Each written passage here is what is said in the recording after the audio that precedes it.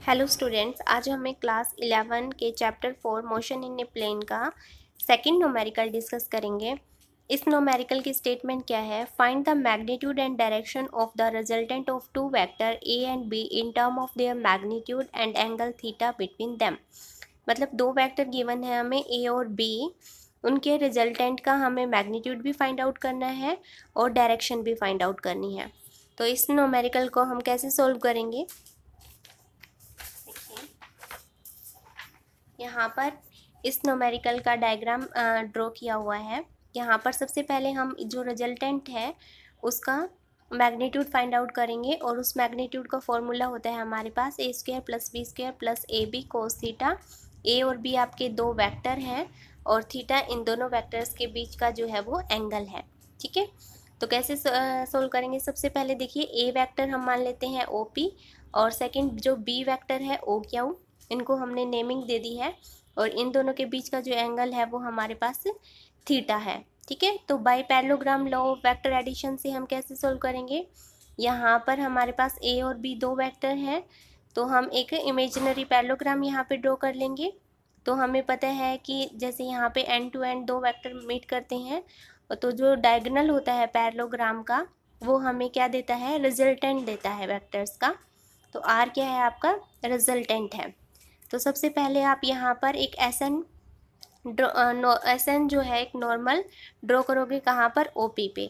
इस ओपी को हम आगे की तरफ ड्रॉ कर लेंगे और एसन जो है वो एक नॉर्मल ड्रॉ कर लेंगे। किसके ऊपर? ओपी के ऊपर। ठीक है, तो यहाँ पर ये ट्राइंगल लेंगे O S N, O S N, ये हमने ट्राइंगल लिया है, राइट एंगल ट्राइंगल। तो इसमें हम पाइथागोरस थ्योरम अप्लाई करेंगे। यहाँ पर देखिए, जो हाइपोटेनस होता है इसका square is equal to perpendicular का स्क्वायर प्लस में बेस का स्क्वायर।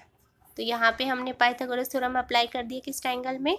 ओ एस और एन ट्राइंगल में। ठीक है, तो यहाँ पर देखो, सबसे पहले हम इनकी वैल्यूज़ निकालेंगे। ओ एस तो सिंपली हम लिख सकते हैं, रिजल्टेंट है हमारा आर का स्क्वायर। अब हमें वैल्यू चाहिए एस एन की और ओ एन की। ठीक है, तो ट्राइंगल हम लेंगे सबसे पहले P S N, P S और एन, ये वाला ट्राइंगल हम लेंगे और इसमें हम कोस थीटा की वैल्यू निकालते हैं। तो कोस थीटा क्या होता है आपका? Base by hypotenuse. तो यहाँ पर ये देखो, सबसे पहले इस ट्राइंगल में ये एंगल थीटा क्यों आया है? क्योंकि ये वाली पैरेलल लाइन है और ये वाली लाइन इसके पैरेलल है। तो यहाँ पर आपके पास दो पैरेलल लाइन से बनने वाला एंगल सेम होता है, तो ये एंगल थीटा है, तो ये एंगल भी आपका थीटा होगा। ठीक है, तो यहाँ पर कोस थीटा किसके इक्वल हो गया? आपका पी एन अपॉन में पी एस के इक्वल, पी एन अपॉन में पी एस के इक्वल। ये हो गया आपका बेस और ये हो गया hypotenuse is equal to cos of theta. ठीक है, तो यहाँ पर पी एन किसके इक्वल हो जाएगा? पी एस इधर मल्टीप्लाई हो जाएगा, पी एस कोस थीटा, और पी एस वैक्टर किसके इक्वल हो जाएगा? पी एस की वैल्यू कितनी होगी आपकी? बी होगी, क्योंकि पैरेललोग्राम की अपोजिट साइड इक्वल होती हैं। तो ये बी है तो ये भी बी होगी, तो आपका बी कोस थीटा। इसी तरह से इसी ट्राइंगल में पी एस एन में हम साइन थीटा की वैल्यू निकालेंगे। पी एस एन जो ट्राइंगल है ये आपका पी एस एन। अब perpendicular by hypotenuse sine theta के इक्वल होता है। परपेंडिकुलर क्या है? एस एन और हाइपोटेनस क्या है? P S. ठीक है, तो यहाँ से हम एस पी एन की वैल्यू निकालेंगे, एस एन की वैल्यू निकालेंगे। तो वो किसके इक्वल हो जाएगी? S N upon P S is equal to sine theta.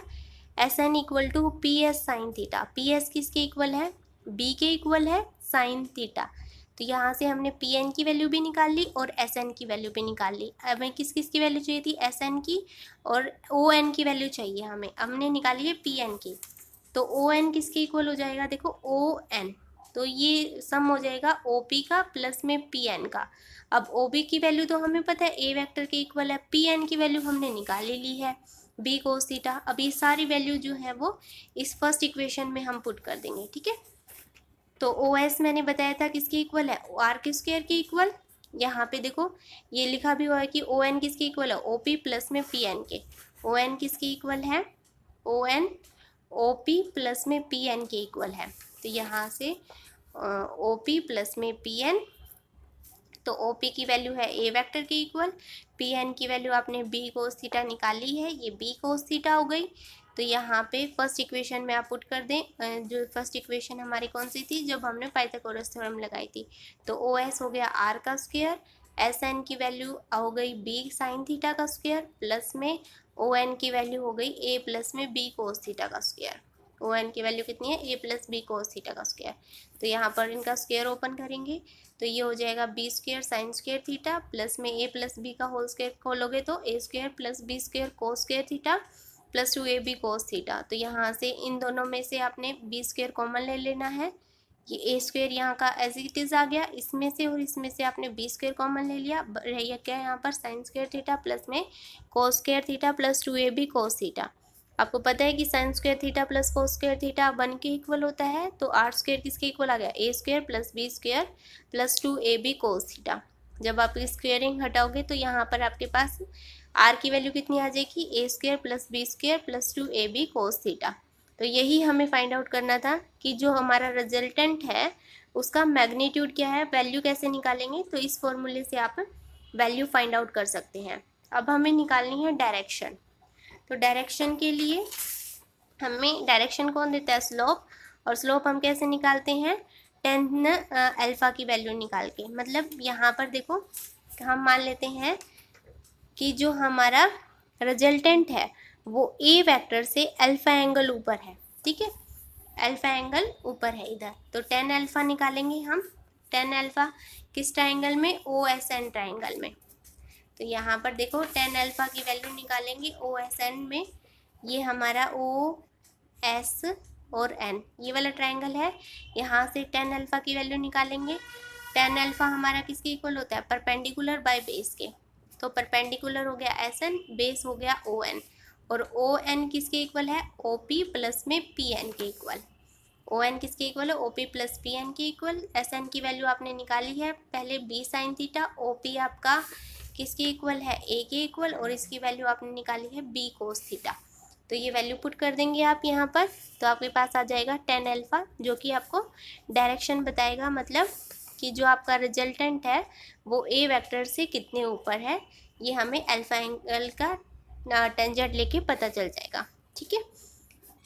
इसके बाद हमें ये हमारा हो गया डायरेक्शन मैग्नीट्यूड। अब हम साइन लो डिफाइन करेंगे। तो इसके लिए देखिए यहाँ पर आपको ट्राइंगल लेना है O S N, O S N यहाँ पे एक और आपको ड्रॉ करना है, ओ एम परपेंडिकुलर डालना है ओ एस के ऊपर। तो सबसे पहले हम ट्राइंगल लेते हैं ओ एस एन, कौन सा, ओ एस एन, ये वाला ट्राइंगल लेंगे। यहाँ से साइन अल्फ़ा की वैल्यू निकालेंगे जो कि परपेंडिकुलर बाय हाइपोटेन्यूज होता है, परपेंडिकुलर है एस एन और हाइपोटेन्यूज है ओ एस, ठीक है, is equal to sine alpha. S N की वैल्यू हो गई O S sine alpha, S N equal to O S क्या है आपका, आर के इक्वल है, ओ एस की वैल्यू क्या है, आर के इक्वल है, आर साइन अल्फ़ा। इसी तरह से ट्राइंगल पी एस एन लेंगे, यही हमारा पी एस एन, इसमें से भी हम साइन थीटा की वैल्यू निकालेंगे।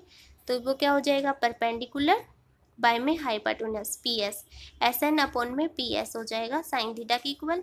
एस एन की वैल्यू हो जाएगी पी एस साइन थीटा, और पी एस भी आपका किस वेक्टर के इक्वल है, पी के, तो बी साइन थीटा।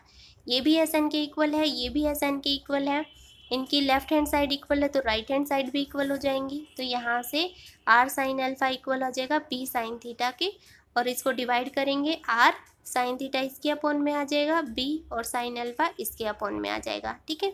इसको हम इक्वेशन नंबर 3 बोल देते हैं।